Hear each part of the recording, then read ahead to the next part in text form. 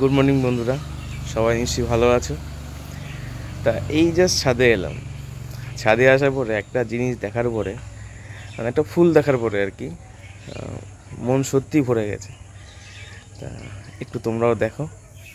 এই দেখো, কাল একটা কুড়ি দেখেছিলাম, আজ ফুলটা কত বড় ফুটেছে। মানে সত্যি কথা বলি, এত সুন্দর লাগছে না দেখতে, এত ভালো লাগছে দেখতে, কি বলবো আর। কালকে এরকম আরও অনেক কুড়ি আছে, কিন্তু এগুলো ফুটবে, একটা ফুটবে, ওই যে ভেতরে আছে। মানে কী যে ভালো লাগছে ফুলটা, ভাবছি তুলে রেখে দিই, কিন্তু না, এত ভালো লাগছে দেখতে। আরও কিছু আছে, সেটাও দেখাই, চলো। দেখো, এখানেও এটা ফুটে যাবে, হয়তো কাল ফুটে যাবে। এখানে আরও অনেক কুড়ি আছে, এইদিখানে আছে, এখানে আছে, প্রচুর কুড়ি আছে। এখানে নিচে আছে, ওই দিকে আছে।